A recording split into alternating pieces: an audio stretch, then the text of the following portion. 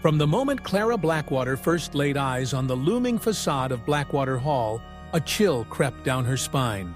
A sensation not entirely due to the rain slicing across the stained glass windows, or the skeletal gargoyles perched high above the entrance. There was an atmosphere to this place, a weight pressing down from centuries past. And as the heavy doors creaked open, she realized this inheritance was more than a matter of property or bloodline. It was an invitation to reckon with her family's darkest secrets, an invitation she could neither accept nor refuse. Inside, time seemed frozen. The grand foyer wore its age openly. Dust draped the chandeliers. The marble floor was cracked and pitted, and a tattered banner still hung, its faded letters commemorating a performance from a lifetime ago.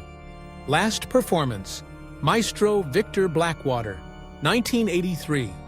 Clara remembered the name, the man in somber portraits throughout her childhood home, the shadow her mother never spoke of, the grandfather whose music lingered in their home like a ghost. Now, this legacy had come for her. Your support means everything. Subscribe now and let's grow together. The lawyer's words echoed through the hall. Formal, final. The hall is yours, conditional upon performing Victor's Requiem for the Nameless on the anniversary of his death. 3 days from now. Clara's breath caught. She could not speak, could not protest, but her hands and her face told the story. Confusion, fear, and a flickering ember of recognition. Somewhere beneath the dust and the silence, a melody whispered, a tune from her earliest memories, one her mother had played, and then, in a single jarring moment, had vanished forever. The days that followed were a descent into the uncanny. Clara retreated to the rehearsal room, unsealing Victor's score with trembling hands. The pages seemed too new, the ink almost wet, as if the music itself refused to be contained. When she placed her hands on the keys, even to play a single bar, the room responded in kind. The candles guttered, the shadows grew longer, and the very air seemed to vibrate with the memory of loss. The musicians who arrived for rehearsal were relics themselves, men and women with haunted eyes, hands that shook not only with age, but with fear. They remembered Victor's last performance. They remembered the way the music seemed to build and build, never resolving, never letting them go. This piece, it doesn't end, the violinist whispered, voice quavering. Victor wrote it backwards, from death to life. But they could not, would not, play it again. Some left, some lingered in the hallways, peering into mirrors that showed not their faces, but their own lifeless bodies, pale and cracked, as if porcelain masks had been placed over their souls. Clara sought answers in the library, a room heavy with books and secrets. Victor's diary lay hidden among the stacks, its pages filled with feverish scrawl. The fifth movement opens the door, but the price is a soul, one the music chooses. The words haunted her. As she read, a shadow swept across the shelves, a figure, gaunt and bleeding, clutching a phantom violin.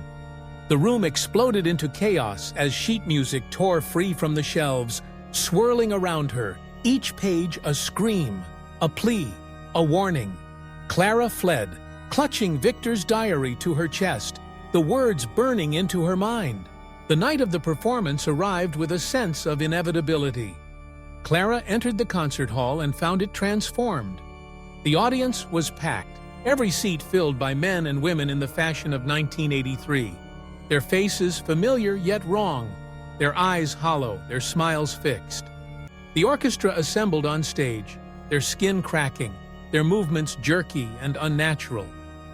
Clara realized with mounting terror that these were not living musicians. The hall itself was caught in a memory, a loop of time where the last performance had never truly ended. The piano beckoned, its keys gleaming in the dim light.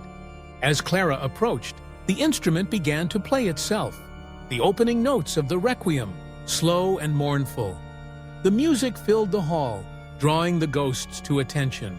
their faces contorting as the melody reached for something just beyond memory. The walls of the hall shuddered, the paint peeling away to reveal a churning void, shadows writhing just beyond sight. At the conductor's podium, Victor appeared, his face pale, his eyes burning with a manic intensity. "Finish it, Clara! The music needs your voice!" he cried, his voice echoing through the hall. Clara's hands moved, signing furiously. "I have no voice!" Victor laughed, a sound that chilled the air. "Not the one in your throat, the one in your soul." In that moment, the truth crystallized. The Requiem was not a tribute to the dead, but a trap, a composition that bound souls in eternal performance. Every year, every note added new victims to its endless loop. Clara's mother had known this, had sacrificed her voice, her very self, to save her daughter from the music's grasp. Clara's rage and grief boiled over. She struck the piano, her fists smashing the keys. The music screamed, discordant and wild. The ghosts howled, their forms flickering and fading. Victor raged at her, his voice a storm. "You damned us all. Oh, and But then, the sheets of music swirling around her began to shift. The ink rearranged itself, the notes dissolving into a single stark word: silence. Clara understood. The true power was not in playing, but in refusing.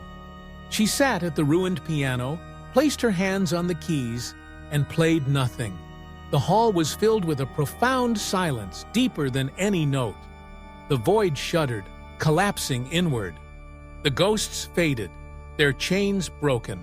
When dawn broke, Blackwater Hall was crumbling, its curse finally lifted. Clara stepped out into the morning light, her soul heavy but free. As she walked away, a whisper rose from the ruins. "You'll hear it again." The legacy of the music, it seemed, was not so easily vanquished. And somewhere, far from Blackwater Hall, in an antique shop crowded with forgotten things, a gramophone began to play on its own.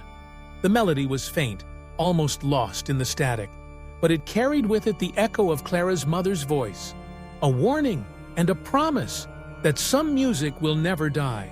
Did you really think the story ends here? Or could this be just the beginning of an even greater enigma? The shadows hold secrets yet to be uncovered, and every answer leads to new, unsettling questions. Don't let the mystery slip away. Make sure you subscribe and turn on notifications, so you're the first to unravel the next twist. What do you believe happens next? Share your wildest theories in the comments below. Your idea might just be the clue we reveal in our next tale. The truth may be closer than you imagine, or more chilling than you expect. So stay tuned, because the next chapter is approaching, and it promises to change everything you thought you knew. Until then, keep questioning, keep wondering, and above all, stay curious, for the story is far from over.